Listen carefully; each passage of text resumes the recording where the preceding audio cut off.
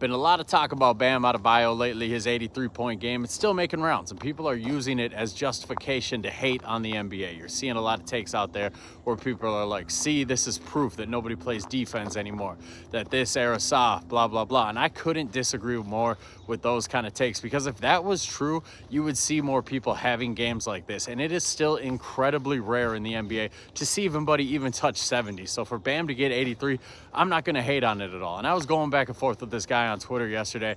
I believe his handle is NBA Mike, and he's an accredited writer for the Memphis Grizzlies, which is crazy to me because he had a tweet that was like, see, this is why I just don't like the NBA anymore these days. And I was like, dude, I think you're just focused on too much negative with the NBA if you're telling me this is why you don't like the NBA anymore. So I'm going to just be positive, and I'm going to tell you guys the things around the NBA that has made this NBA season incredibly fun. It's been a really fun, really dynamic, and really interesting NBA regular season. Been a lot of storylines. I mean, you got Cade Cunningham's ascension. Nobody thought he was going to be an MVP candidate before the season. He's been one of the best players in the NBA. Recently, you're seeing the reemergence of Paolo Banchero, where the start of the year, a lot of people were hating on him. He was playing really poorly. The last 15 games, the guy's been on a tear. I think the Magic's record in the last 15 is something like 11-4, and now they're up to the 5 seed in the East. So that's been fun to watch, a young emerging star. The growth of the Spurs. I mean, we all thought the Spurs were going to be better this year. We didn't think they were going to be legitimate championship contenders. The growth of Wemby, Stephon Castle's taken a leap. De'Aaron Fox has been a great fit there. Dylan Harper. And speaking of Dylan Harper, just the way the rookies have played this year. Cooper Flagg has been amazing. VJ Edgecombe has been a lot of fun out in Philly. Con Knipple has helped turn the Hornets around, and the Hornets are also just a really fun storyline this year. That you got Knipple, you got Brandon Miller, you got LaMelo Ball. They're playing really good ball out in Charlotte right now.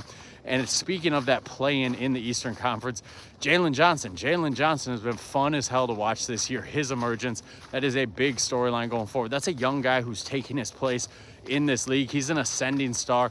If you're not having fun watching that, I just fear you don't really like basketball too much. We got the continued brilliance of Nikola Jokic, the continued historic brilliance of SGA, where he is continuing to put up historic numbers for a guard, numbers that we haven't seen before. We got Anthony Edwards just being Anthony Edwards. Anthony Edwards, he's one of those guys day in and day out. As long as he's himself, you're going to have fun both watching him on the court and hearing him off the court. You got Jaylen Brown carrying the Celtics. We all wrote the Celtics off. We all thought that the Celtics were going to be terrible this year without Jason Tatum. Jaylen Brown stepped up, proved he's one of the top 15 players in the NBA. And speaking of the Celtics, the comeback of Jason Tatum, an improbable comeback from a torn Achilles. He looks pretty damn good right now. I'm shocked he looks this good. Out in the East, we still got Donovan Mitchell's been playing at an incredibly high level. I will die on the hill that he is a top 10 player in the NBA. The Knicks have been pretty fun to watch in spurts this year. They've also been incredibly frustrated in spurts, but you still got Jalen Brunson out there. He's a fun guy to watch. I'm telling you guys, when you go across the NBA, when you go across the landscape, there is far more positive than negative. If you get those guys on Twitter that are giving you all the reasons the NBA sucks these days, the truth is they just don't watch that much NBA basketball, because I could go on and on. I didn't even mention Tyrese Maxey, who has stepped up and looked like a top 5 player at certain points this year. He's definitely a top 10 player, has an all-NBA first team case. And that's something a lot of us didn't see coming before the year. We knew he was an all-star level player.